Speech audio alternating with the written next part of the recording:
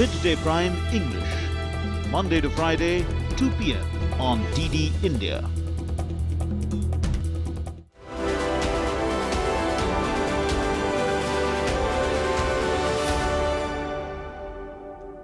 नमस्कार, आप DD news देख रहे हैं। मैं हूं अशोक श्रीवास्तव। कोरोना का संकट बड़ा है, गंभीर संकट है, लेकिन इसके बावजूद कोरोना को हराया जा सकता है। लोग कोरोना से जंग जीत रहे हैं, इसलिए घबराइए नहीं। इसमें तमाम डॉक्टर्स, हेल्थ कर्मी जितने हैं वो सब लगे हुए हैं। हॉस्पिटल्स में इस वक्त जो है हम देख रहे हैं तमाम लोग भाग रहे हैं। आपाधापी का माहौल कई जगह दिख रहा है, कई जगह लोग गुस्से में हैं। लेकिन आज इस विशेष कार्यक्रम में हम आपको दरअसल ये बताएंगे कि सबको हॉस्पिटल भागने की जरूरत नहीं है। ये ठीक है कि कोरोना एक गंभीर बीमारी है और इससे हम निपट रहे हैं, अभी एक गंभीर संक्रमण है, लेकिन इसके बावजूद क्या आप जानते हैं कि 85%, जी हाँ 85% लोग ऐसे हैं जो कोरोना के जिनको सिम्टम्स हैं, जो मरीज हैं, लेकिन 85% ऐसे मरीज हैं दरअसल जिनको बहुत माइल्ड संक्रमण है, बहुत माइल्ड संक्रमण है। सिर्फ 5% मरीज ऐसे हैं कोरोना के जिनको आईसीयू या फिर वेंटिलेटर की जरूरत है। इसलिए हम कह रहे हैं कि दरअसल पैनिक नहीं होना है। आप होम क्वारंटीन में भी कोरोना से जंग जीत सकते हैं। यह बहुत महत्वपूर्ण बात है और यह आज सबको समझने की जरूरत है। मैं आपको सिर्फ एक छोटा सा उदाहरण बता रहा हूं। मेरे पास कल दोपहर में एक सज्जन का एक एसएमएस आया, मेरे परिचित थे। उन्होंने कहा कि आप पत्रकार हैं, आपकी जान पहचान होगी। कहा कि मेरे घर में एक कोरोना के मरीज हैं, कोरोना पॉजिटिव हैं, उनको किसी हॉस्पिटल में बेड दिलवा दीजिए, बिस्तर दिलवा दीजिए। मैंने उनसे पूछा कि क्या लक्षण है, तो उन्होंने बताया खांसी जुकाम है। बुखार उन्होंने बताया, कोरोना रिपोर्ट उनकी पॉजिटिव थी। बुखार पूछा तो उन्होंने कहा बुखार 100-101 है। मैंने कहा क्या आपने उनका जो ऑक्सीजन लेवल है उसकी जांच करी है? ऑक्सीमीटर आजकल हर जगह मिल रहा है। उन्होंने कहा जी हां, ऑक्सीजन लेवल 98 है, 98 है। मुझे लगा कि ये और कुछ नहीं, ये कोरोना से भी बड़ा पैनिक का मामला है। 98 उनका ऑक्सीजन लेवल है और साथ साथ उनको बहुत कम फीवर है, माइल्ड सिम्टम है। मैंने उनको सबसे पहले समझाया कि आप कहीं भागना नहीं है, डॉक्टर से सलाह कीजिए, डॉक्टर से सलाह करने के बाद दवा लीजिए और उसके बाद घर में क्वारंटीन हो जाइए और घर पर ही डॉक्टर की सलाह के साथ इलाज कीजिए। आज उनका संदेश आया कि उनके परिचित जो हैं घर पर हैं और उनके घर में जो मरीज हैं वो घर पर हैं और वो धीरे धीरे दवा लेकर डॉक्टर से सलाह करके अब वो घर पर हैं। कोई उनको परेशान होने की बात नहीं है। तो यही बात हम आपको समझाना चाहते हैं। आज इस विशेष कार्यक्रम में हम इसी को समझने की कोशिश करेंगे, इसी को जानने की कोशिश करेंगे। हमारे साथ अहम डॉक्टर्स भी होंगे, साथ साथ हम ऐसे लोगों से भी आपको मिलवाएंगे जो घर पर रहकर जिन्होंने अपनों को ठीक किया, होम क्वारंटीन में अपनों को, कोरोना पॉजिटिव मरीजों को ठीक किया, और ऐसे भी लोग जो खुद मरीज थे और कैसे उन्होंने अपने आप को घर में रखकर ठीक किया, दुरुस्त हो गए, सही हो गए, स्वस्थ हो गए और हॉस्पिटल में भागे नहीं और आज वो पूरी तरह से स्वस्थ हैं। ऐसे लोगों से भी मिलवाएंगे। इससे पहले कि इस कार्यक्रम की शुरुआत करूं, आइए आपको बिंदुवार ये पूरा मामला जो है आपको कुछ बिंदुओं से समझा देते हैं ताकि आप इस बात को समझ सके कि दरअसल होम क्वारंटीन से भी आप कोरोना से जंग जीत सकते हैं। कोरोना के लक्षण हो या कोरोना की पॉजिटिव रिपोर्ट आए तो घबराएं बिल्कुल नहीं, पैनिक नहीं होना है। सभी कोरोना पॉजिटिव मरीजों को हॉस्पिटल भागने की जरूरत नहीं है। इस मूल मंत्र को समझ लीजिए। 85% से ज्यादा कोरोना मरीजों को हल्का इंफेक्शन होता है, 85 जो परसेंट है उससे ज्यादा। ऐसे सभी मरीज डॉक्टर की सलाह से बुखार, सर्दी, खांसी की दवा लेकर ठीक हो रहे हैं। 15% कोरोना मरीजों को इंफेक्शन जो है वो ज्यादा होता है। 15% मरीज हैं ऐसे जिनको इंफेक्शन ज्यादा होता है, पर इनमें से सिर्फ 5% मरीज ऐसे हैं जिन्हें आईसीयू या वेंटिलेटर की जरूरत है। इसलिए पॉजिटिव होने पर भी, कोरोना पॉजिटिव होने पर भी बिल्कुल ना घबराएं। वैसे पॉजिटिव रहें और हैं तो फिर दूसरे मन से भी पॉजिटिव रहें। कोरोना मरीज को मॉनिटर करते रहें, मॉनिटरिंग बड़ी जरूरी है। अगर ऑक्सीजन का स्तर 94 तक है और बुखार बहुत तेज नहीं है तो घर पर रहें, होम क्वारंटीन में ही घर पर रहकर डॉक्टर से सलाह करें और होम क्वारंटीन में ही अपना इलाज करें। ज्यादातर कोरोना के मरीज होम क्वारंटीन में ही ठीक हो रहे हैं। यह बात भी समझ लीजिए, होम क्वारंटीन में ही ज्यादातर मरीज ठीक हो रहे हैं, पर होम क्वारंटीन में भी कोविड के नियमों का पालन करना जरूरी है। कोविड के जो नियम हैं उनका पालन करना जरूरी है। घर में सिर्फ कुछ सावधानियों को अपनाकर वायरस के संक्रमण को खत्म किया जा सकता है। इसलिए हम बार बार आपसे कह रहे हैं, कोरोना के लक्षण हो या कोरोना पॉजिटिव रिपोर्ट आए तब भी घबराइए नहीं, मॉनिटर अपने आप को करते रहिए और साथ साथ इस बात को समझ लीजिए कि हॉस्पिटल आपको भागने की लगातार जरूरत नहीं है। इसी पर हम चर्चा करेंगे। इस पर डॉक्टर्स की जो सलाह है वो भी आपको बताएंगे। अहम डॉक्टर हमारे साथ जुड़ रहे हैं। हमारे साथ डॉक्टर राकेश गर्ग जो हैं वो एम्स से हमारे साथ जुड़े हुए हैं। डॉक्टर राकेश गर्ग हमारे साथ जुड़ चुके हैं और साथ साथ डॉक्टर प्रवीर अग्रवाल फोर्टिस अस्पताल से वो भी हमारे साथ जुड़ चुके हैं।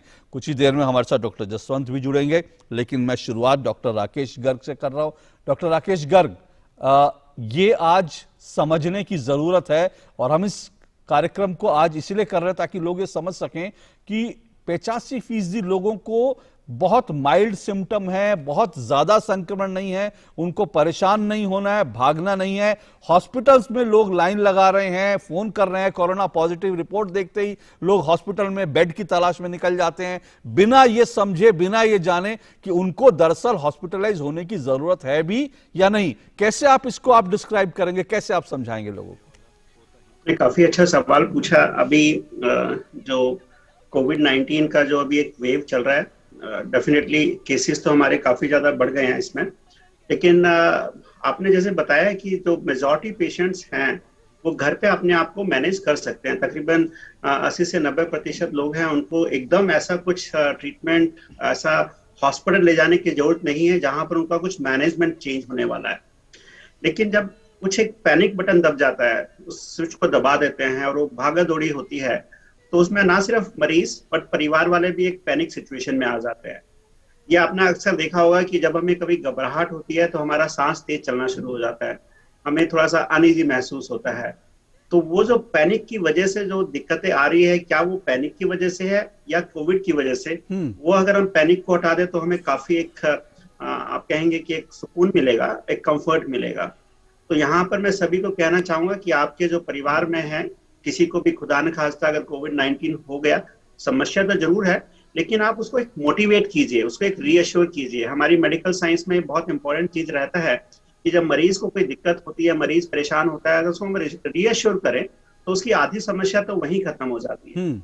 तो हमारे जो 80-85% पेशेंट्स हैं जो कोविड से हैं, वो अगर घर पे रहें, अपने खान पान का अच्छे से ध्यान रखें, अपने को आपको हाइड्रेट करके रखें अच्छे से, और साथ में हम जो अपनी रेस्पिरेटरी एक्सरसाइज करते हैं ना, डीप ब्रीदिंग एक्सरसाइज, प्राणायाम, इस तरह की एक्सरसाइजेस, जिससे हमारे लंग खुले रहें, ओपन रहें। तो ये बहुत इंपॉर्टेंट है इन पेशेंट्स को करने का, समझने का। और अपना अगर शांत रहेंगे, अपने आप को कंट्रोल में करके रखेंगे, तो हमारी बॉडी उसको अच्छे से टॉलरेट कर पाएगी और धीरे धीरे कोविड अपने शरीर से चला जाएगा। यानी आप डॉक्टर साहब, आपने महत्वपूर्ण जो बात कही डॉक्टर साहब, मोस्टली पेशेंट्स को ऐसा कुछ दवाइयों का या ऐसा ऑक्सीजन रिक्वायरमेंट नहीं जरूरत पड़ता है मेजॉरिटी पेशेंट्स को। हाँ, आप अपने आप को थोड़ा मॉनिटर करते रहिए। अगर आपको लगता है कि सांस की कोई तकलीफ है, छाती में कोई दर्द है, आपकी अगर उंगलियां, लिप्स अगर थोड़े से नीले पड़ने शुरू हो रहे हैं, आजकल काफी जगह आपको पल्स ऑक्सीमीटर मिल रहा है। अगर पल्स ऑक्सीमीटर की वजह से आप उसमें अगर रीडिंग देख रहे हैं वो 95, 94 जा रही है और वो इम्प्रूव नहीं कर रही है, तो ऐसे व्यक्ति हॉस्पिटल जा सकते हैं, बट ये बहुत कम तादाद में है, सभी को जरूरत नहीं है। तो आप घर में रहें, अपने आप को अच्छा सा मेंटेन करें, पैनिक सिचुएशन ना करें, अस्पताल भागने की कोशिश ना करें। तो उसमें हमारे जिन पेशेंट्स को वार्ड और एडमिशन की जरूरत है उनको भी मिल पाएगा। जो भी एक लग रहा है हमें ऐसा कि पेशेंट्स को बेड नहीं मिल रहा है, पेशेंट्स को दिक्कत आ रहा है, तो ये काफी हद तक ये एक समस्या जो अभी फिलहाल है वो सॉल्व हो जाएगी और जिन व्यक्ति को वार्ड की जरूरत है उनको हम दे पाएंगे और उनका इलाज अच्छा हो पाएगा।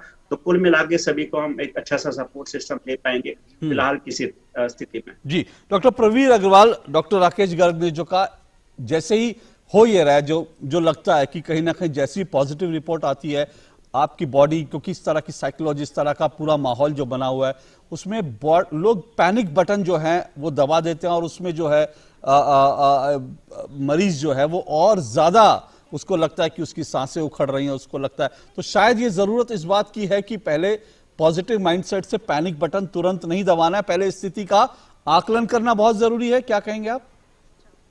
बिल्कुल ठीक कहा। जैसे डॉक्टर गर्ग ने बताया आपको, और आपने भी शुरू में बताया था, सबसे पहले ये पता होना चाहिए कि कब हमें वाकई में पैनिक करना है और कब नहीं पैनिक करना है।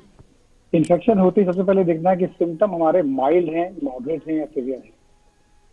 इसको पहचानने का बहुत ही सिंपल तरीका है, जिसका सबके पास आजकल पता है, ऑक्सीमीटर्स हैं अवेलेबल हमारे पास।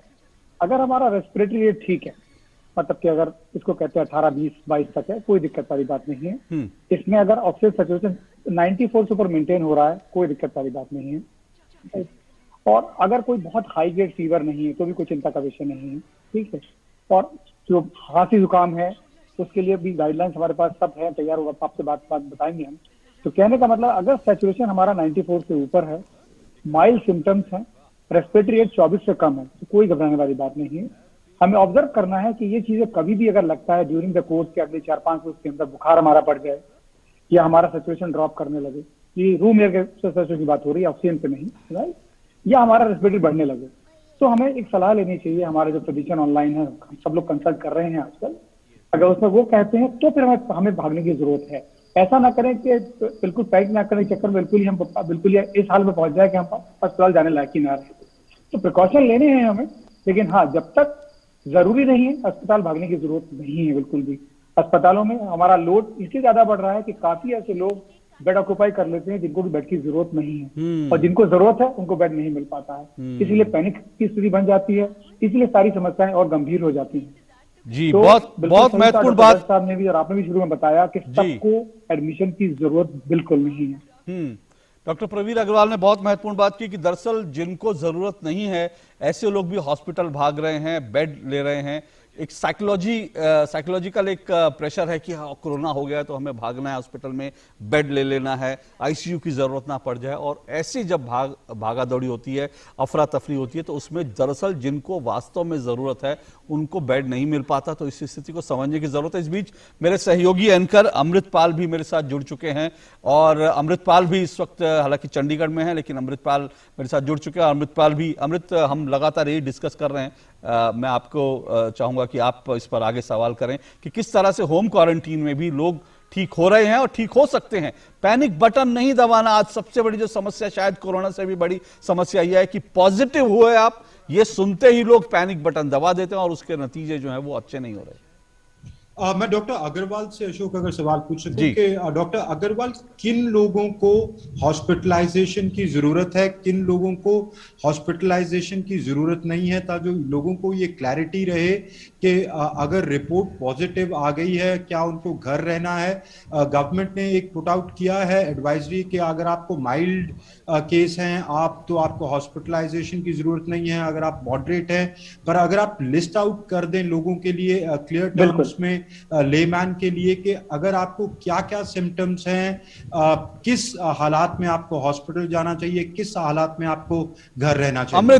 अमृत मैं चाहूंगा कि आप अपना सवाल अंग्रेजी में भी दोहरा दें, और डॉक्टर साहब इसको मैं चाहूंगा कि हिंदी अंग्रेजी दोनों में हम अपने दर्शकों को बता दें, क्योंकि हमारे अंग्रेजी दर्शक भी जुड़े हुए हैं। अमृत। Absolutely. Dr. Agarwal, my question to you was that now that the government is saying that you do not, even if you've tested positive, it's okay, you do not need to panic, it is merely a flu, but you need to be careful, you can be treated at home. Who are the people who can be treated at home? The government says that mild cases can be treated at home. How do people categorize what is mild based on their symptoms? Who are the people who need to go to a hospital? If you could put that out in lay terms. Yes, I'll do that. पहले मैं हिंदी में बात करता हूँ। पहली चीज ये है कि माइल्ड सिम्टम, जैसे पहले ही बता रहा था मैं, अगर किसी व्यक्ति का ऑक्सीजन सैचुरेशन 94 से ऊपर है तो इसको माइल्ड की कैटेगरी में रखा जाता है। अगर इसी बंदे का रेस्पिरेटरी रेट करीब 20, 22, 24 से कम है तो कोई दिक्कत वाली बात नहीं है, माइल्ड सिम्टम में आते हैं। माइल्ड सिम्टम के अंदर हल्का हल्का फीवर हो सकता है, थोड़ा सा सोर थ्रोट भी हो सकता है, कुछ और सिम्टम भी हो सकते हैं, लेकिन बहुत तेज फीवर नहीं आता है इनके अंदर। अब बात करते हैं जो बेसिक कैटेगरी जिसको एडमिशन की जरूरत है, उसमें पहले मॉडरेट सिम्टम्स की बात करते हैं। मॉडरेट सिम्टम्स को कहते हैं कि अगर रूम एयर पे हमारा सैचुरेशन 90 से 93 के बीच में है तो इसको मॉडरेट सिम्टम में लेते हैं, और उसका रेस्पिरेटरी रेट अगर 24 से ऊपर है तो इसका मतलब कि ये थोड़ा सा मॉडरेट डिजीज हो रही है इसको, और ऐसे मरीजों को अक्सर देखा गया है कि फीवर भी तेज आ रहा होता है और बाकी सिम्टम भी हो रहे होते हैं कि जैसे बॉडी एक है, बहुत सारी चीजें हैं। तो बेसिक शब्दों में अगर हम ये कहें कि इनका अगर सैचुरेशन ऑन रूम एयर 90 से 93 के बीच में है और रेस्पिरेटरी रेट 24 से ऊपर है, मतलब 1 मिनट में सांस लेने की जो गति है वो अगर 24 से ऊपर है तो इसको मॉडरेट डिजीज में लेते हैं। और इसके ऊपर सिम्टम्स आते हैं वो तो सीवियर डिजीज वाले, जिसका कि रेस्पिरेटरी रेट मोर देन 30 आता है और अगर सैचुरेशन रूम एयर पे 90 से नीचे है, ये मरीज हमारे सीवियर कैटेगरी में आते हैं और इनको इमीडिएटली जरूरत होती है एडमिशन की। जो मॉडरेट डिजीज है वो तो वार्ड में मैनेज हो जाते हैं मेजॉरिटी ऑफ देम, लेकिन जो सीवियर मरीज हैं वो सीधे आईसीयू की जरूरत पड़ती है उनको। उनका परसेंटेज काफी कम है। अगर देखा जाए सारे के सारे जो ट्रायल्स जो अभी तक निकले हैं, करीब 5% से कम प्रतिशत लोगों को जरूरत होती है, उनको सीधा में आईसीयू की जरूरत पड़ती है। जी, डॉक्टर राकेश गर्ग, मैं चाहूंगा कि आप हमारे अंग्रेजी के दर्शकों को आप ये बता पाएं कि किस तरह से कौन से केसेस में लोगों को हॉस्पिटलाइज होने की जरूरत है और माइल्ड सिम्टम क्या हैं और उसके क्या क्या चीजें हैं कि हमको कब समझना है कि जो मरीज है आपके घर में जो पेशेंट है या आप स्वयं हैं, आपको दरअसल अब वक्त आ गया, आपको हॉस्पिटल जाने की जरूरत है। Ashok, if I can add to that, Dr. Garg, my question is simple. I go to a lab, I get tested, I come positive. How do I decide I stay at home or I go to a hospital? Keep it as simple as your question is. So if somebody is tested positive for whatever reasons, if there is some family member or contact history, majority of these patients would be mild symptoms. Mild symptoms mean there will be a low grade fever. अगर आप अपना temperature देखेंगे, it will be something around say 99 or 100 degree. If you take a crocin, it comes down nicely. You don't have a respiratory discomfort. Respiratory discomfort we usually says, अगर आप देखिए कि हम normally जैसे सांस लेते हैं अपना 10 से 12 बार 20 बार, if your breathing rate is not going above 24 a minute, तो आप अपने आप देख सकते हैं. But remember, I am repeating once again, in case you are panic, your respiratory rate will go high. It's not because of COVID. It is because of your panic situation. So just relax, take 5 deep breaths, relax, nothing is going to have wrong in next 1 minute, and then see that your respiratory rate is say 24, 25, whatever it is. If you are able to think properly, if you are able to sleep properly, if you are able to relax properly, your skin is not getting blush up, you're absolutely a mild patient, right? So nothing to worry about. Just relax, have good hydration, stay at home, and no panic.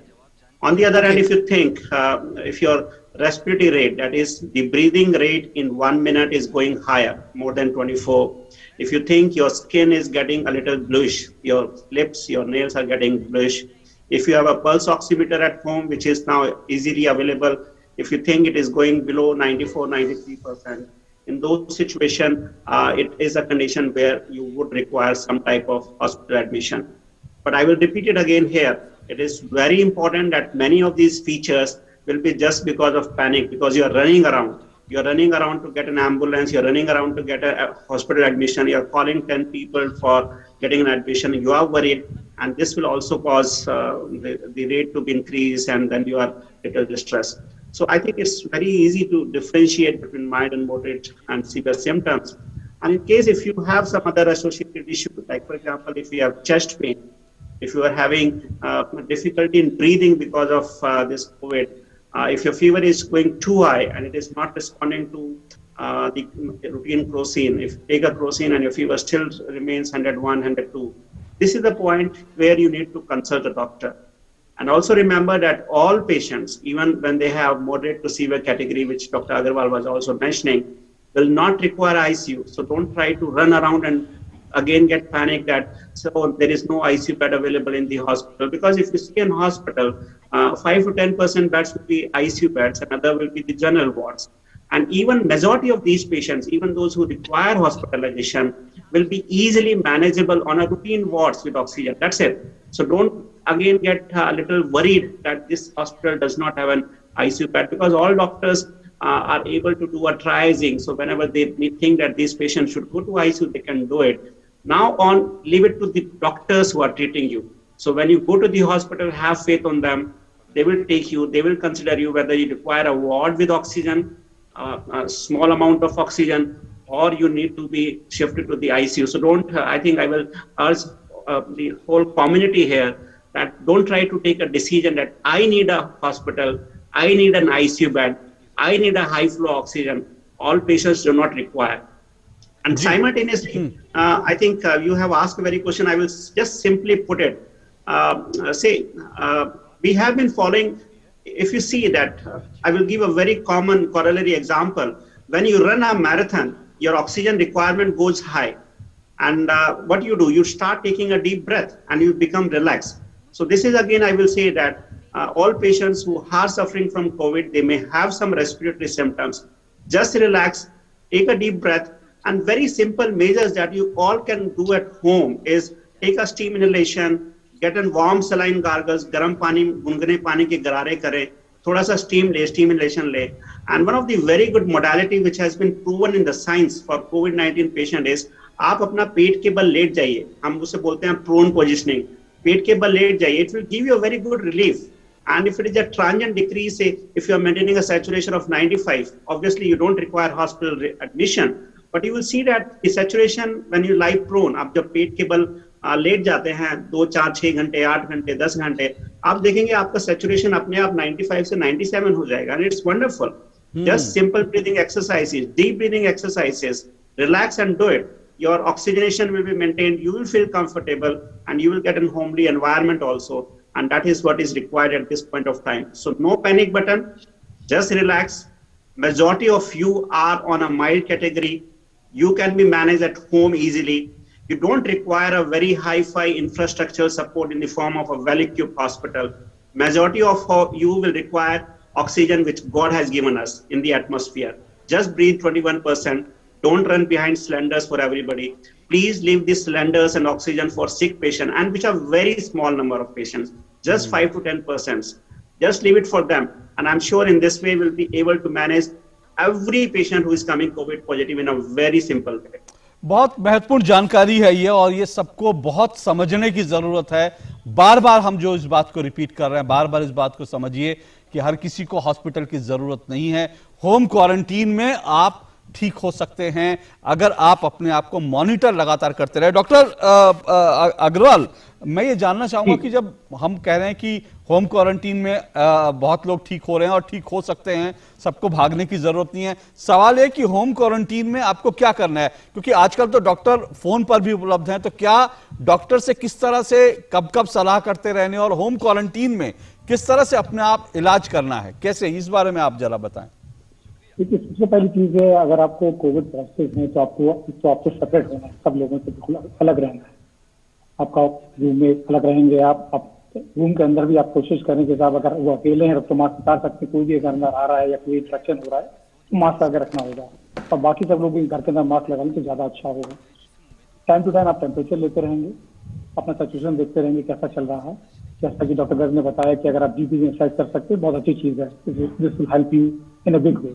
दूसरा, अपना hydration का ख्याल रखेंगे, plenty of fluid लेते रहेंगे, खाना पीना बिल्कुल नॉर्मल रखेंगे, और जैसा कि डॉक्टर एडवाइस करेंगे फोन पे आपको तो आपको कुछ मेडिसिन बताते हैं। अब ये कहा जाता है कि इंपेरिकल हो जैसा भी यूज में आ रही हैं, इसमें कुछ लोगों को आयरोमैक्सिन दवा दी जाती है, कुछ लोगों को HCQ भी दिया जा रहा है, and that's given for 3 or 5 days depending upon your like symptoms, जो दवा दी जाती है। दूसरा, पैरास्टामोल का यूज बहुत फ्रीक्वेंट है कि अगर जरा भी आपको टेम्परेचर होता है तो पैरास्टामोल लेने में ना एतराज करें। कुछ एंटी एलर्जिक भी ले सकते हैं अगर आपको ज्यादा रनिंग नोज चल रहा है या आपको कोई सोर थ्रोट चल रहा है, ठीक है। और अगर गुनगुने पानी का सेवन भी करते रहेंगे, ये भी आपके लिए काफी अच्छा, आपके सोर थ्रोट को भी काफी सुविधा इफेक्ट देता है। इसके अलावा अगर आपको जरा भी लगता है कि आपका सैचुरेशन ड्रॉप कर रहा है या कोई चीज और नया सिम्टम, फीवर आपका नहीं जा रहा, जैसा डॉक्टर ने बताया कि 5 दिन तक फीवर अगर नहीं जा रहा है तो कंसल्ट करना चाहिए। तो आपके जो फिजिशियन ऑनलाइन है उनको आप कंसल्ट करते रहें बराबर बीच में, वो आपको बताएंगे कहीं ऐसा तो नहीं कि आप माइल्ड कैटेगरी से जाके आगे बढ़ रहे हैं। तो इसका जैसा कि बताया जा रहा है टाइम टू टाइम से 85 से 90% लोगों को डिजीज माइल्ड है, और इसमें बिल्कुल भी टू द पॉइंट अगर बात करें तो कहना है कि आपने अपने हाइड्रेशन का ख्याल रखना है, ऑक्सीजन को देखते रहना है, फीवर को देखते रहना है, पैरास्टामोल को लेना है, और कुछ दवाइयां जैसा कि मैंने बताया आपको, जिसमें जो विटामिन बी कॉम्प्लेक्स भी आता है, विटामिन सी भी आता है, जिंक भी आता है, ये सब चीजें एडिशनल आप लेते हैं, आपकी थोड़ा सा इम्यूनिटी बूस्ट करती हैं।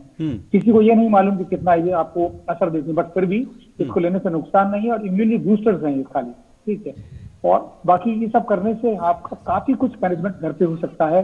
Majority of us will not require to even go to the hospital. जी हाँ, तो हम जो यहाँ बता रहे हैं, जो चर्चा कर रहे हैं, जो डॉक्टर्स भी आपको सलाह दे रहे हैं, वो आप ये मत सोचिए कि हम सिर्फ कहने के लिए कह रहे हैं या आपको समझाने के लिए समझा रहे हैं। कुछ ही देर में एक छोटा सा अभी हम ब्रेक ले रहे हैं।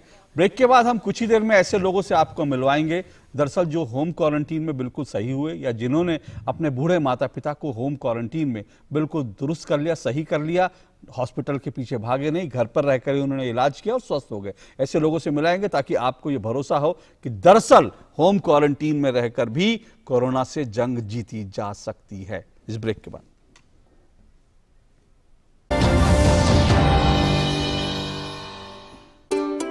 कैसी हंसी मुस्कानों की धुन, जिंदगी मक्खन, खोलो ढक्कन डूबी-डूबी-डू, जिंदगी मक्खन, अमूल बटर, पतली डिलिशियस। माँ कब आएगा? अभी आएगा। अरे बोलो ना माँ कब आएगा? बोला ना अभी आ जाएगा। ये ले आ गया कुआं। अरे कुआं नहीं माँ, हमारे घर नल से जल कब आएगा? नल से जल? अरे गुड्डी, बहुत जल्दी आएगा पानी। जल जीवन मिशन आ चुका है। हम एक कदम उठाएंगे तो सरकार 10 कदम उठाएगी। सच? तुम्हारे मुंह में घी शक्कर। घी शक्कर नहीं माँ, स्वच्छ जल। 2024 तक देश के सभी 19 करोड़ घरों में पहुंचेगा पीने का साफ पानी। अब होगा हर घर जल। जल जीवन मिशन, जल शक्ति मंत्रालय, भारत सरकार। बढ़ता है, खेलता है, झूलता उछलता है, दौड़ता कभी कभी दौड़ कराता है, आगे आगे बढ़ता है इंडिया, अमूल दूध पीता है इंडिया।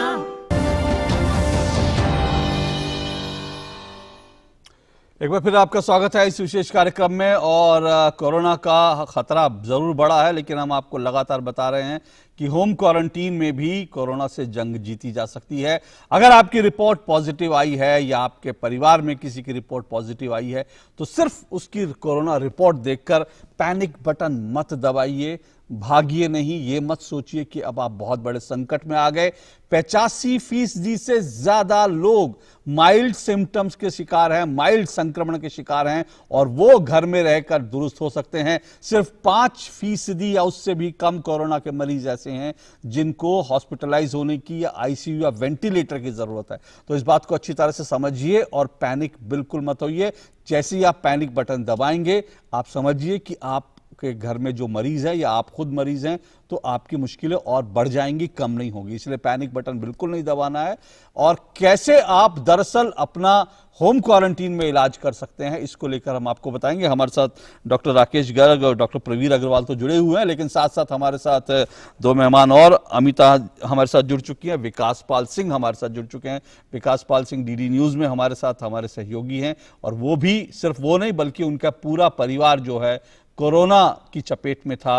अमिता जी भी खुद अपनी कहानी बताएंगी, वो भी इसी तरह से थी, लेकिन होम क्वारंटीन में ये लोग ठीक हुए, पूरा परिवार ठीक हुआ। विकास, सबसे पहले आप बताइए कि किस तरह से जब रिपोर्ट आई थी सबसे पहले मन में क्या ख्याल आया था कि भागना है, हॉस्पिटल भागना है, कोरोना पॉजिटिव हो गए, या किस तरह से जब घर में सभी लोग एक एक करके कोरोना के शिकार हो गए तो कैसे लोगों ने अपने आप को संतुलित रखकर कैसे आपने अपना इलाज किया? जी बिल्कुल, सबसे पहले जब मेरे को फोन आया दिल्ली सरकार की तरफ से कि आप कोरोना पॉजिटिव हो और आपको फिलहाल होम क्वारंटाइन ही रहना है, जिस तरीके से मेरा उन लोगों ने जो सीटी स्कोर या जो भी आया होगा उसके हिसाब से उन्होंने बताया कि आपको अभी घर पे रहकर ही आप ठीक हो सकते हैं। पर थोड़ा सा चिंता जरूर हुई क्योंकि मैं अपने परिवार के, अभी मेरे साथ 4 लोग और भी थे जो कि उस समय स्वस्थ थे, पर बाद में जब मैंने 2 दिन बाद उनका कराया तो उनका भी एक एक करके पॉजिटिव आने लगा। तो डॉक्टर ने मेरे को, जब मैंने वीडियो कॉन्फ्रेंस के थ्रू एक डॉक्टर से मैंने सलाह ली, इसके बारे में जानकारी ली, तो उन्होंने मेरे को मेडिसिन बताई सारी और उन्होंने बताया कि आप अपना ऑक्सीमीटर से और अपना टेम्परेचर बराबर चेक करते रहिए। जब भी अगर आपको कोई ऐसा लगता है कि ऑक्सीमीटर का 95 या 94 से अगर नीचे जाता है तो फिर आपको थोड़ा सा सचेत रहना होगा। बाकी उन्होंने बिल्कुल मेरे को अच्छे से समझाया कि आपको घर पे ही रहना है। तो हम लोगों ने सबसे पहले एक रूम सेपरेट कर लिया मेरे लिए, जिसको कि कोई उसके अंदर आना जाना सबका बंद हो गया। और खाने पीने का भी इंतजाम ये था कि मैंने डिस्पोजेबल आइटम मंगवा लिए बाहर से, ताकि मेरा खाने का जितना भी था सब एक अलग हो, उसको कोई हाथ भी ना लगाए अगर वो गंदा भी होता है कुछ खाना पीना सब। ये पूरा मैं बराबर ऑक्सीमीटर से चेक करता रहा अपना क्या ऑक्सीजन लेवल का और इसका मेरा टेम्परेचर का। 3 दिन मुझे फीवर रहा, पर उसके बाद मेरा फीवर चला गया। और जब मेरा बुखार चला गया तो उसके बाद मुझे थोड़ा कॉन्फिडेंस आया कि किस तरीके से आप आराम से घर पे रहकर भी कर सकते हैं। डॉक्टर से मैं बराबर सलाह लेता रहा, बातचीत करता रहा। तो मुझे करीबन 7 दिन बाद मेरे को काफी ठीक महसूस होने लगा और अभी मैं काफी ठीक महसूस कर रहा हूँ अपने आप को। घर पे रहकर भी मैं बहुत आसानी से, आराम से, बिना किसी चिंता के, बिना किसी डर के, आराम से मैं स्वस्थ हो रहा हूँ अब, और काफी मुझे आराम है अभी। विकास, आपने ऑक्सीमीटर की बात की, ऑक्सीजन लेवल की बात की। आपका ऑक्सीजन लेवल क्या आ रहा था और क्या आपको या परिवार में किसी को ये चिंता हुई या मन में आया एक बार भी कि हमको दरअसल हॉस्पिटल चलना चाहिए? क्योंकि आसपास जिस तरह की खबरें आ रही हैं, जिस तरह का माहौल बना है, उसमें एक बार भी चिंता हुई कि आपको दरअसल होम क्वारंटीन में शायद को लेकर कुछ मन में संदेह, कुछ शंका, ऐसी सब चीजें आई? तो फिर अगर आई तो फिर विश्वास कैसे आया कि नहीं, ये सब जरूरत नहीं है, हम घर पर रहकर ठीक हो सकते हैं? जी, इसमें घर वालों का भी काफी सहयोग होता है। इसके अलावा डॉक्टर जिनसे आप सलाह ले रहे हैं उनका भी बड़ा सहयोग होता है इस चीज को समझने में। कुल मिला के सर ये माइंड गेम है। अगर आप खुद सोच के चलो कि नहीं मेरे को घर पे ही मैं अच्छा हो सकता हूँ आराम से, तो कर सकते हैं। बाकी डॉक्टर ने मेरे को सलाह दी कि आप अपना ऑक्सीमीटर चेक करते रहो, तो मैं ऑक्सीमीटर अपना बराबर चेक करता रहा था। और अपना थर्मामीटर और ये सब दोनों चीजें मैंने सेम डे मंगा ली थी उस दिन, जिस दिन मेरे को फोन आया वहां से क्या कहते हैं कि आप कोरोना पॉजिटिव हो। उसके बाद डॉक्टर बिल्कुल उनसे मैं सलाह लेता रहा हर चीज के लिए। उन्होंने समझाया कि देखो आपका ऑक्सीजन लेवल ठीक है, कोई डरने की बात नहीं है, आपका टेम्परेचर भी धीरे धीरे ठीक हो रहा है। और इसके अलावा कुछ खांसी वगैरह जो प्रॉब्लम थी उन्होंने बिल्कुल सलाह दी, और उन्होंने जो दवाई बताई घर पे रहकर ही मैंने सब कुछ करा अच्छे से। और मुझे मतलब लगा नहीं कि कोरोना जैसी बीमारी को इतना आसानी से मैं पार कर गया। हाँ, और अभी मैं काफी स्वस्थ हूँ और मेरे को काफी अच्छा महसूस हो रहा है। और मैं सभी लोगों को कहना चाहूंगा कि आप अपना डॉक्टर की सलाह पे बिल्कुल चले और ऑक्सीमीटर और आपका टेम्परेचर बराबर चेक करते रहे। अगर डेंजर लेवल के पार होता है या फिर ऑक्सीमीटर अगर ऑक्सीजन में आपको लेने में कुछ तकलीफ होती, तब जाके आप डॉक्टर से सलाह लेके फिर सोचे कि हॉस्पिटल जाने की जरूरत है या नहीं। मुझे अमृत, दो बातें विकास ने कही जो मेरा खास करके जिन्होंने ध्यान खींचा है कि उन्होंने कहा कि माइंड गेम है। तो देखिए कितनी बड़ी बात है कि माइंड गेम। और उन्होंने कहा कि मुझे इस बात की खुशी हो रही है कि मैं कोरोना मरीज था लेकिन घर में रहकर मैं ठीक हो गया, तो मुझे इस बात को लेकर बहुत संतोष है। तो जाहिर सी बात है ये एक अपने आप में बड़ी चीज है। और जो डॉक्टर साहब भी लगातार कह रहे हैं कि देखिए माइंड गेम जो है, मन को कैसे वो करना है, और अगर मन में चिंता आती है तो बहुत सारी चीजें अपने आप ही जो है मल्टीप्लाई होने लगती हैं। Ashok, as Vikas shared, it is indeed a mind game, but we have to be conscious of the fact that, there are people dying around. It is not that people are not dying. There are people dying. So there is fatality happening. There is reasonable fear in people that things could turn for the worse. That is why perhaps we see the panic that people want to rush to hospitals. I want to ask Dr. Agarwal here. Dr. Agarwal, a lot of people have this question. All right, my symptoms are mild. When do I need to hit the panic button? I will stay at home, but when do I need to hit the panic button that I need to go to the hospital? And while I stay at home, what if my oxygen level suddenly drops? Do I have enough time to rush to the hospital? Should I keep an oxygen cylinder as a backup at home? So people have these apprehensions, which are well-founded apprehensions. If you could address these apprehensions so that people's minds could be at ease. Symptoms or no symptoms, they have to observe first thing is saturation. if at any point of time on room air with proper deep breathing exercises, their saturation is touching about say 93, between 90 and 93, it means there is a problem, right? So they should just keep, you can keep them in prone position. Even then, if your saturation is not improving, you have to consult the doctor immediately, number one. Number two, is supposing you start having some kind of like breathing difficulty, which is unmanageable, and your respiratory is going beyond 24, it means, and without panic, you're taking like easy deep breathing, but your breath is not holding on. You have to just take those many breathing numbers to just maintain the oxygen. It means it's more than 24 on resting situation when you are at relax. Then it means it is going out of hand. And if a fever is going high grade and not coming down with despite medication for the next 5 days, these parameters are very, very important, very crucial. Like if your fever is going high grade and not responding to the medication for next 5 days. Number two, if your saturation is between 90 and 93, despite doing deep breathing exercises, lying prone also on room air, right? And thirdly, if you're feeling too much of breathing difficulty and having some kind of chest pain. So these parameters should be observed and they should really be consulting the doctors. And I think they will also advise at that time that they should just come to the hospital.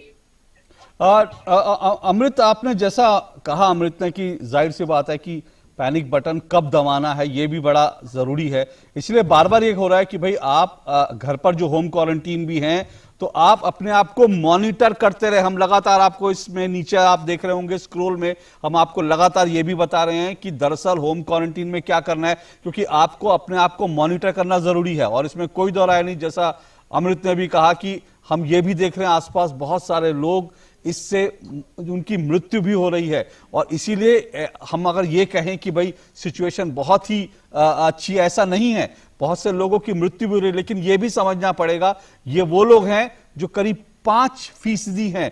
हम 85% की बात कर रहे हैं जिनको दरअसल hospitalise होने की जरूरत नहीं है। और अगर ये 85% भी हॉस्पिटल की तरफ भागते हैं तो जिन 5% लोगों को दरअसल आईसीयू की बेड्स की जरूरत है, जो गंभीर रूप से बीमार हैं, उनको हम ठीक नहीं कर पाएंगे अगर ये 85% लोग भी हॉस्पिटल्स की तरफ भागेंगे। इसलिए इसमें जो मरीज हैं, जिनके घर में मरीज हैं, उनको बहुत सतर्क सावधान रहने की जरूरत है। अपने मरीजों को लगातार मॉनिटर करने की जरूरत है ताकि कोई दिक्कत भी ना हो और सही समय पर आपको पैनिक भी नहीं होना है, लेकिन सही समय पर अगर आपको लगे तो आप पैनिक बटन भी दबा सकें। इन सब में संतुलन बड़ा जरूरी है। हमारे साथ अमिता गारिया जुड़ी हुई हैं, वो भी मेरे ख्याल से स्वयं कोरोना से जूझी और होम क्वारंटीन हुई और उसके बाद होम क्वारंटीन में वो ठीक भी हुई। अमिता जी, क्या कुछ हुआ था हमारे दर्शकों को आप बताना चाहेंगे?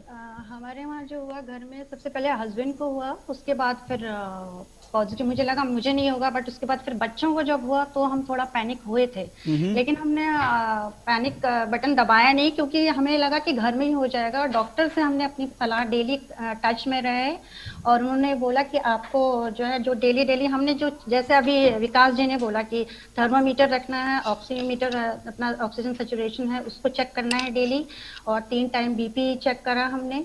और ये ध्यान रखा कि जैसे स्टार्टिंग में हस्बैंड को हुआ तो उनको तुरंत हमने आइसोलेट कर दिया, और नेक्स्ट डे जब मेरा आया तो फिर मैं भी आइसोलेट हो गई। और ये ध्यान रखा कि वी आर लकी कि वेंटिलेटेड रूम हमें हमारा था तो हम इजीली रह पाए और विद सेपरेट टॉयलेट। फिर बच्चों को भी हुआ, बट बच्चे असिम्टोमेटिक थे, लेकिन फिर भी हमने प्रिकॉशनरी मेजर के रूप में उनका भी टेस्ट करवाया और वो भी पॉजिटिव आए। प्रॉब्लम तब हुई जब हस्बैंड तो 5-6 दिन में नॉर्मल मेडिसिन के साथ ठीक हो गए, बट मुझे मेरा फीवर नहीं जा रहा था। 103, 102 ऐसे ही रहता था मुझे फीवर, और पेट में दर्द और काफ़ी बॉडी एक इतना ज़्यादा था कि मैं बेरेबल नहीं था। लेकिन डेली डॉक्टर ने बोला था कि आप अपना मुझे डेली वो बताइएगा कि क्या आपके हो रहा है, आपको क्या क्या प्रॉब्लम्स हो रही। तो डेली शाम को एक बार मैं उनको रिपोर्ट करती थी और फिर उन्होंने दवाइयाँ चेंज की, जैसा कि सुनने में आ रहा है आजकल डॉक्टर फेविफ्लू वगैरह, तो उनको लेने के बाद मेरा फीवर टूटा। लेकिन हाँ, हमने फिजिकल डिस्टेंस बनाया बट नॉट इमोशनल डिस्टेंस।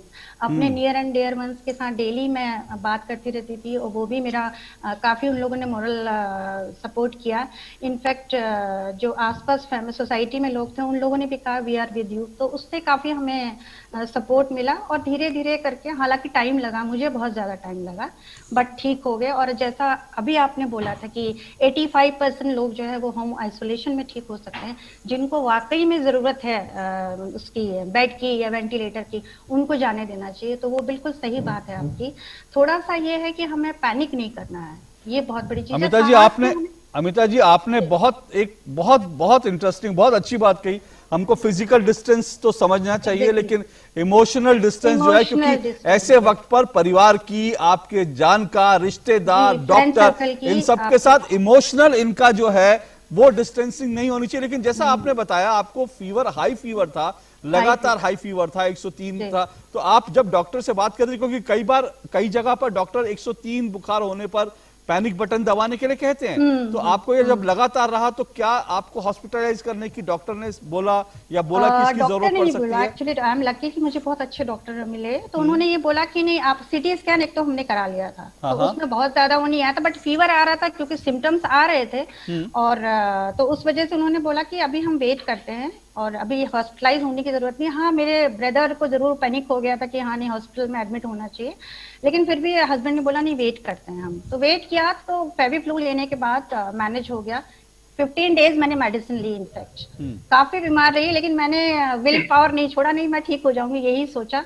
और हॉस्पिटल, क्योंकि मुझे ये लगा हॉस्पिटल जाने से और ज्यादा डिटेरियोरेट ना हो जाए कंडीशंस। विल पावर आपने एक बहुत महत्वपूर्ण बात कही मेडिकल टर्म्स में। हाँ अमृत, हाँ Ashok, I would want to ask Amita, you know, it's all very well to say let's stay at home and we can get well, and as Ashok was saying, that please understand, you do not need, if you do not need to go to the hospital, why take the trouble of going to a hospital? Hospital is not a hotel, you're not going on a vacation, it's not a good place to be in. In fact, you know, it's a very depressing atmosphere when you have other people who are infected in your home. You're in the comfort of your home, you're more relaxed, you're psychologically better.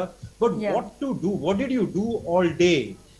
How did you spend your time? Did you live your life like you normally did? Did you, you know, how did you spend your time so that you feel mentally and psychologically strong enough to say that, yes, I can fight it and I can come out of it? If you could share that experience with people who are home hospitalized, who are home isolated right now, that how they can, you know, make their fight a less painful experience.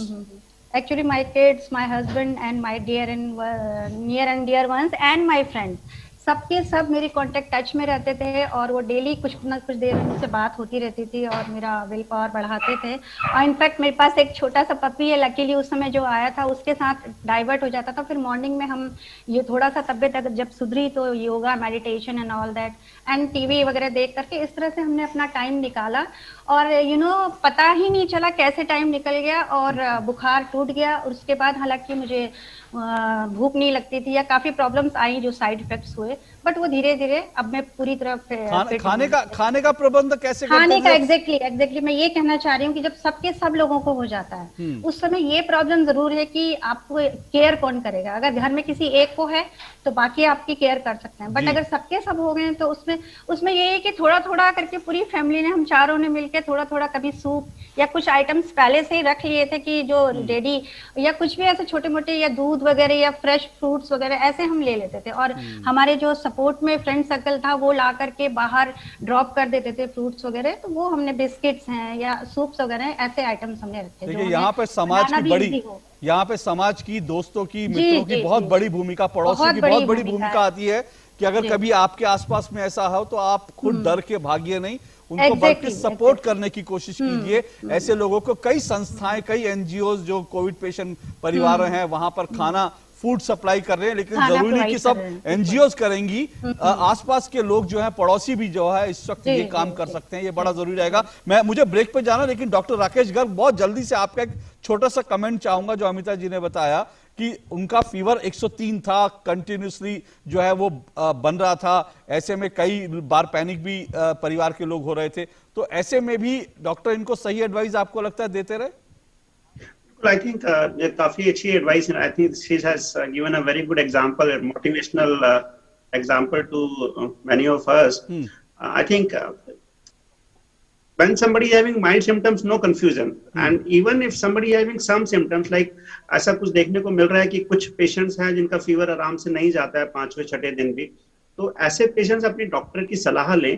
अगर उनको सिर्फ fever का issue है और बाकी सब ठीक है, सैचुरेशन मेंटेन कर रहे हैं, घबराहट नहीं है, सांस लेने में तकलीफ नहीं है, उनको कोई एसोसिएटेड और कोई बीमारी नहीं है, जैसे हार्ट की बीमारी है, शुगर की बीमारी, इस तरह की दिक्कतें नहीं है, तो उनको चिंता करने की जरूरत नहीं है। एक चीज मैं जरूर बोलना चाहूंगा, आज यहाँ पर अभी आई थिंक वो काफी रैम्पेंट देखने को मिल रहा है कि काफी हमारे मरीज एक वो HRCT करके भागने की कोशिश करते हैं कि एक CT स्कैन करा लें, उसमें देख लें कि स्कोर 5 आ जाएगा कि 10 आएगा कि 15 आएगा। मैं ये बोलना चाहता हूँ कि एज अ डॉक्टर आपका CT स्कोर चाहे 5 हो, चाहे 7 हो, चाहे 10 हो, हमारी मैनेजमेंट में बहुत डिफरेंस नहीं पड़ता है। अगर सैचुरेशन आपका 97, 98, 99 है, तो हमारी मैनेजमेंट में दवाइयों में या दवाइयां देनी है कि नहीं देनी बहुत फर्क नहीं पड़ता। अगर आपका सैचुरेशन 97, 98 मेंटेन कर रहे हैं, आपको कोई घबराहट, छाती में दर्द नहीं है और आपको अगर सैचुरेशन मेंटेन कर रहे हैं, तो प्लीज वो इस तरह से भागिए मत HRCT के पीछे, क्योंकि मैनेजमेंट चेंज नहीं होने वाला। बहुत जरूरी। अगर आपकी कोई तकलीफ ऐसी है जो कि परसिस्ट कर रही है, हाई ग्रेड फीवर 102, 103 चल रहा है, क्रोसिन से वो ठीक नहीं हो रहा है, तो वहां पर आप डॉक्टर की सलाह लें। पैनिक वहां पर भी नहीं करना है, आप डॉक्टर की सलाह लें कि ऐसा कुछ है जो हम दवाई घर पे दे सकते हैं, सिर्फ क्रोसिन से काम नहीं चल रहा, बाकी चीज हम दे सकते हैं। हो सकता है कि सिर्फ हाइड्रेशन से क्रोसिन का दवाई थोड़ा सा बढ़ा के हम उसको कंट्रोल कर लें, प्रोन पोजीशन से सैचुरेशन आपका बेटर हो जाएगा, प्रोन मतलब पेट के बल लेटें, तो वो सब देखें। और अगर लगता है कि डॉक्टर्स को कि यहाँ पर एडमिशन की जरूरत है या कुछ और ब्लड टेस्ट कराने की जरूरत है, या साथ में मरीज को और कोई शिकायतें हैं जैसे डायबिटीज है, हार्ट की प्रॉब्लम है, तो यहाँ पर आप उनसे सलाह ले।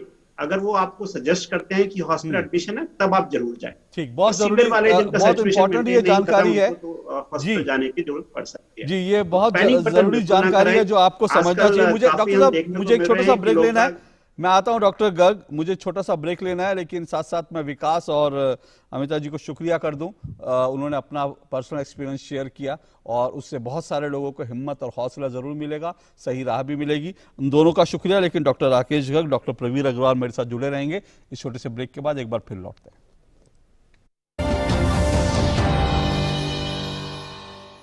जिसको पीते ही ऐसा लगता है जैसे जन्नत, जिंदगी, सुब्लाइम, फ्रेश, ऑसम, संतुलित, बहुत मस्त यार। पैकेट से कैसे भी। अमूल मस्ती बटर मिल्क, देसी रिफ्रेशर। माँ कब आएगा? अभी आएगा। अरे बोलो ना माँ, कब आएगा? बोला ना, अभी आ जाएगा। ये ले, आ गया कुआं। अरे कुआं नहीं माँ, हमारे घर नल से जल कब आएगा? नल से जल? अरे गुड्डी, बहुत जल्दी आएगा पानी। जल जीवन मिशन आ चुका है। हम 1 कदम उठाएंगे तो सरकार 10 कदम उठाएगी। सच? तुम्हारे मुंह में घी शक्कर। घी शक्कर नहीं माँ, स्वच्छ जल। 2024 तक देश के सभी 19 करोड़ घरों में पहुंचेगा पीने का साफ पानी। अब होगा हर घर जल। जल जीवन मिशन, जल शक्ति मंत्रालय, भारत सरकार। अरे मामा जी, अब कुछ खा नहीं रहे हैं, कुछ बोल भी नहीं रहे हैं। आप लोग इतना कुछ बोल रहे हैं कि आपको कुछ भी सुनाई नहीं दे रहा है। देखिए, आपके घर की एक एक दीवार चीख चीख कर कह रही है कि अच्छी सीमेंट क्यों नहीं लगाएंगे। अगर वंडर सीमेंट लगाते तो दीवारें इतनी मजबूत होती कि आपके घर की दीवारों में बिल्कुल दरारें नहीं पड़ती। वंडर सीमेंट, जब भी आए भला कर जाए।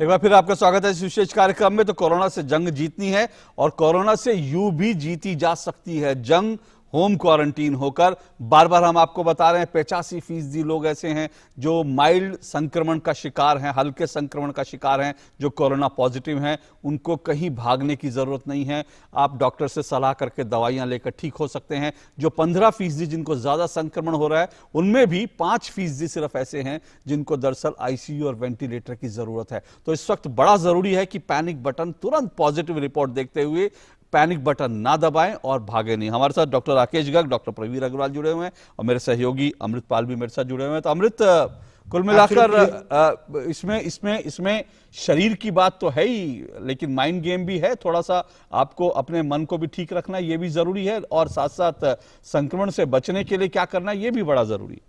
Absolutely, Ashok. First of all, let's all protect ourselves. Let's maintain the COVID protocol as has been consistently. Doctors, health professionals, government, everybody, we in the media have been saying that, let's keep social distancing or physical distancing. Let's wear a mask. But if we do get infected, and if we are unfortunate that the virus does get into our system, we do not need to panic. We need to treat it, and treatment not necessarily means hospitalization. Yes, hospitalization is required in some cases. Our doctors, our guests are telling us what are those cases when you need hospitalization, but 85%, Ashok, as you say, do not require hospitalization. By the end of it, it's just a flu. Yes, it's a dangerous flu. We're not downplaying the danger of it, but let's not overplay it. Let's not get overwhelmed by it, because if we get overwhelmed by it, we know the situation out in the country. The health infrastructure is under a lot of stress. How we can make most of it is by making the right choice whether to stay at home. And secondly, staying at home has its own benefits. You stay in the comfort of your home. You remain in touch with your doctors through teleconsultations. You're under supervision. You monitor yourself. You get well. You're within the comfort of your home. And why do you need to go to a hospital and spend the kind of money that you need to splurge at a hospital? And also, it's not a very happy experience being in a hospital. I mean, the very environment of a hospital. Ashok, if you say break your leg or something, or break a bone, how well you recover within the happy environments or the comfortable environments of your home. So those people who require hospitalization do require hospitalization. I want to ask Dr. Garg. Dr. Garg, I have a viewer who sent me a question saying that in the event of oxygen not being available at home hospitalization or home isolation, can CPAP machine be used instead of an oxygen cylinder if an oxygen cylinder is not available at home? Dr. Garg? अगर हम देखें अभी जो एक perception आ रहा है, 2-3 तरह की चीजें आ रही है। एक तो आप घर में सिलेंडर यूज कर सकते हैं। एक कुछ पेशेंट्स होंगे जो आपने देखा होगा जो सांस की बीमारी होती है उनको, या गले में रुकावट होती है, वो सीपैप मशीन यूज करते हैं। तो सीपैप बेसिकली एक प्रेशर प्रोवाइड करता है, उसमें ऑक्सीजन इंप्रूवमेंट नहीं आता है। तो वो कुछ हद तक कुछ पेशेंट में फायदा कर सकता है, क्योंकि वो फेफड़ों को थोड़ा सा ओपन कर देगा, जिससे हो सकता है कि जो रूम एयर की ऑक्सीजन है, जो एटमॉस्फेयर में ऑक्सीजन, उनको थोड़ा सा बेहतर फील करे। आप उसको यूज कर सकते हैं। बट जब अगर ऐसी स्थिति आपको लगती है कि वो नौबत आ रही है, तो वहां सजेशन में रहूंगा कि अगर हम सारे लोग समझ जाएं कि सभी को हॉस्पिटल एडमिशन की जरूरत नहीं है, और आपका सैचुरेशन किसी का 91-92 जा रहा है, जो लोग सीओपीडी वाले पेशेंट्स होते हैं ना, जिनको बीड़ी सिगरेट पिया होता है, उनका 1993 भी हमें एक्सेप्टेबल रहेगा, कोई दिक्कत वाली बात नहीं है, उनका इतना ही रहता है यूजुअली। तो वो लोग यूज कर सकते हैं जो रेगुलर यूज करते रहें। बट जो पेशेंट्स पहले कभी यूज नहीं कर रहे थे, वो कृपया करके सीपैप मशीन्स और इनके पीछे ना भागें, बिकॉज अगर ऐसी स्थिति लगती है तो आप डॉक्टर्स की सलाह लें, वो आपको एक राइट डायरेक्शन देंगे। क्योंकि हम यहाँ पर ये भी नहीं चाहते हैं कि किसी चीज का होम क्वारंटाइन करते हुए हम ओवरडू करें, किसी पेशेंट को हार्म करें। तो हमें यहाँ ये भी समझना चाहिए होगा कि जो आजकल एक सोशल मीडिया पे educational, so called educational programme चल रहा है, वो काफी हद तक उसमें र्यूमर्स भी हो सकते हैं, तो आप उसको फॉलो ना करें, डॉक्टर्स की सलाह लें। सीपैप मशीन, ऑक्सीजन सिलेंडर को घर पे अवेलेबल करने के लिए ज्यादा भागा दौड़ी ना करें, तो इसमें डॉक्टर की सलाह लें। और यहाँ पर एक सही है कि चिकित्सक आपको जो भी सलाह देता है उसको आप फॉलो करें। इसलिए हम बार बार कह रहे हैं डॉक्टर से सलाह करते रहें, डॉक्टर से सलाह करके आगे बढ़ते रहें। एक बात मैं समय कम है डॉक्टर प्रवीर अग्रवाल, मैं लेकिन फिर भी आपसे जानना चाहूँ, क्योंकि कई सवाल ये भी आया, कई दर्शकों ने पूछा, क्योंकि ये हम लगातार लोगों को बता रहे हैं, नीचे उनको पॉइंटर्स दे रहे हैं कि कैसे होम क्वारंटीन में रहना है। जो लोग मरीज हैं उनको अलग शौचालय उनका रहना चाहिए, जैसे विकास ने बताया, उन्होंने जो है बर्तन जो है यूज एंड थ्रो वाले बर्तन इस्तेमाल कर लिए और अपने आप को क्वारंटीन कर लिया, अलग कर लिया। कई जगह पर घर छोटे हैं, वहां पर एक ही शौचालय है। आइडियल आदर्श स्थिति तो यह है कि जो कोरोना मरीज है उसका शौचालय बिल्कुल अलग होना चाहिए, लेकिन कई जगह पर ऐसा है कि एक शौचालय है। ऐसे में परिवार के सामने दिक्कत आती है, क्या किया जा सकता है ऐसे में? तो सैनिटाइज कर सकते हैं, after each use you have to sanitise that. If others are using the same toilet, you have to sanitize every time that you are going in. So that's the best way to use. जी, यानी sanitise करना यहाँ पर बड़ा जरूरी है। अगर ऐसी situation है तो वहां पर आप सैनिटाइज लगातार करते रहें। जहां घर छोटे, इस बात का ध्यान रखिए। लेकिन बार बार हम आपको ये बता रहे हैं कि दूसरी बात ये भी ध्यान रखिए कि हवादार कमरा हो, जो पेशेंट है, जो मरीज हैं, उनका कमरा हवादार हो, ये भी बड़ा जरूरी है। वेंटिलेटर जो है, मतलब वेंटिलेशन जो है आपके कमरे में जरूर होना चाहिए। साफ सफाई का आपको ख्याल रखना है, बीड़ी सिगरेट इन सब से बिल्कुल दूर रहना है। होम क्वारंटीन में आप ठीक हो सकते हैं, हो रहे हैं। 85% लोग को हॉस्पिटलाइजेशन की जरूरत नहीं है। ये बात एक बार फिर से समझ लीजिए। हमने इस कार्यक्रम में आपको बताया कि दरअसल पैनिक बटन नहीं दबाना है, और कब पैनिक बटन दबाना है ये भी आपको बताया। और दूसरी बात ये भी बड़ा जरूरी है, डॉक्टर से लगातार सलाह करते रहें और अपने आप को मॉनिटर करते रहें। ऑक्सीमीटर और साथ साथ थर्मामीटर, ये सब ऐसी चीजें हैं जो आज घर पे रखें, और अगर कुछ भी होता है तो अपने आप को मॉनिटर लगातार करते रहें। तो अमृत, ये बहुत महत्वपूर्ण जानकारी लोगों को आज समझानी बहुत जरूरी है। और साथ साथ जैसा आपने कहा कि इन सब के बीच हमें यह नहीं भूलना है कि हमें जो प्रोटोकॉल्स हैं, जो लोग स्वस्थ हैं, उनको भी लगातार कोरोना के प्रोटोकॉल्स का पालन करना है। Absolutely. And also one, as Ashok very rightly said, that please do not hit the panic button. Do not panic. If you've got it, it'll get okay. If you need to go to the hospital, your doctor will tell you you need to go to the hospital. If you need to stay at home, and as Ashok and we have been consistently saying, 85% of the people get well at home. They do not need hospitalization. So pareshan bilkul mat ho. Please do not run after a hospital. In fact, it will give you more stress. Stay at home. And thirdly, as Ashok was saying, monitor yourself. Very important. Keep in touch with a doctor, because the doctor will tell you what to do, what not to do, when to go to the hospital. It's important to stay at home, but it's also important to know when to go to the hospital. Remember, it's a fatal disease. Don't take it lightly. Do not panic, but don't take it lightly. When there is a time to go to a hospital, your doctor will tell you when to go to the hospital. Monitor yourself. Tell your doctor what your parameters are. Your doctor will advise you whether to keep staying at home and get well, or go to a hospital. But one last important point that I would want to add, Ashok, here is that if there are other family members, they need to stay away from you. They need to wear a mask. Please do not, if they are not infected, please stay away, isolate, emotionally connect with them. Talk to them over the phone, probably FaceTime with them, do a WhatsApp video call or video calling or whatever. My mother, right now, the home that I'm sitting in Chandigarh, in my next room, my 70-year-old mother is a COVID patient. She's isolated. I talk to her on FaceTime. I ask her how is she feeling. I speak to her after every 15 minutes, and she's just fine. There's just a wall between me and her, and I've told her, you'll be out of this room in 14-17 days. So live life normally, keep communicating, and follow these guidelines, and you'll be okay. बिल्कुल अमृत, अपनी माँ का उनका ख्याल रखिए और वो जल्द स्वस्थ होंगी। और जो आपने कहा, फोन, मोबाइल फोन बड़े काम की भी चीज है, बहुत खतरनाक भी चीज है। जैसे डॉक्टर राकेश गर्ग ने बताया कि बहुत सारी ऐसी जानकारी आ रही है फोन पर जो हमको नहीं, जिसके पीछे भागना है, गलत हो सकती है। लेकिन इस फोन का बहुत फायदा भी है। डॉक्टर आपके पास फोन पे उपलब्ध है, डॉक्टर से आप वीडियो कॉलिंग कर सकते हैं। अपनी रिपोर्ट्स जो है वो आप डॉक्टर को व्हाट्सअप कर सकते हैं और डॉक्टर से सलाह लगातार करते रहिए। ये सब समझिए। और बहुत बहुत शुक्रिया डॉक्टर राकेश गर्ग, डॉक्टर प्रवीर अग्रवाल आपका। अमृत, आप भी मेरे साथ जुड़े, बहुत बहुत शुक्रिया आपका। अमृत हमारे साथ चंडीगढ़ से जुड़े।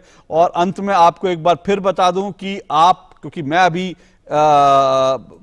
यहां पर स्टूडियो में था, लेकिन बाहर निकलेंगे तो मास्क जरूर पहनना है। आप अपना मास्क और कोरोना के जो प्रोटोकॉल्स हैं उनका जरूर पालन कीजिए। स्वस्थ रहिए, तंदुरुस्त रहिए और साथ साथ अपने मन को भी सही रखिए, मन को भी तंदुरुस्त रखिए। इस कार्यक्रम में इतना ही। आपसे फिर मुलाकात होगी। इजाजत दीजिए। नमस्कार।